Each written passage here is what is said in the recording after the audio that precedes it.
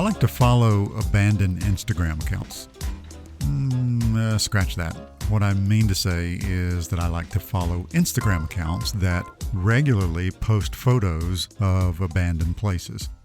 Those are clearly two different types of accounts. Anyway, occasionally it seems pretty clear why something was abandoned, but most of the time it seems like a complete mystery. I'm often struck by these images and left wondering how and why some of these places could ever become abandoned.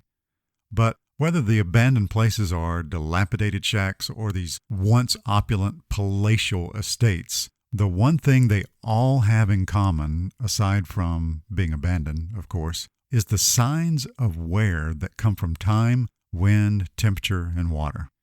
Every inch of these abandoned places, whether wood, metal, or stone, eventually begins to erode from exposure.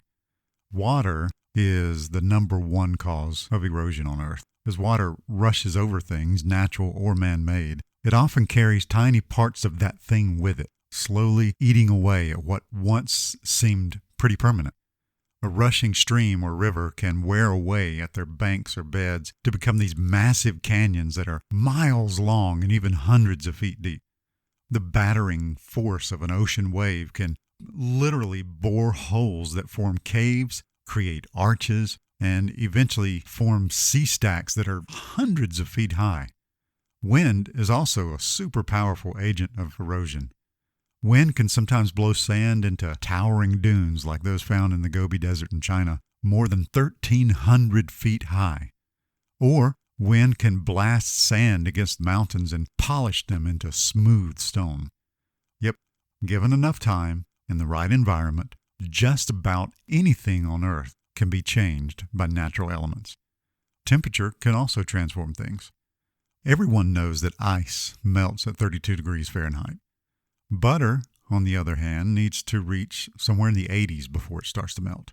For wax to melt, you have to get it to 140 degrees. Plastic, 212 degrees. Aluminum, 658 degrees. Glass, 1,292 degrees.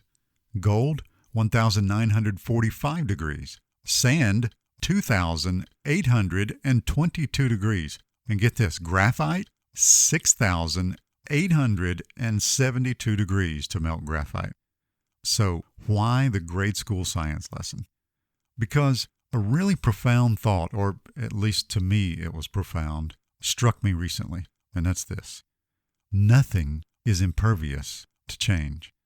Given enough time and the right conditions or effort, everything, even the things that by all appearances are really super permanent, eventually yields to change.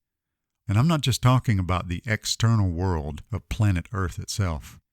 I also mean your internal world. Every habit, every addiction, every thought pattern, every lifestyle, given enough time and the right conditions and effort, everything eventually yields to change.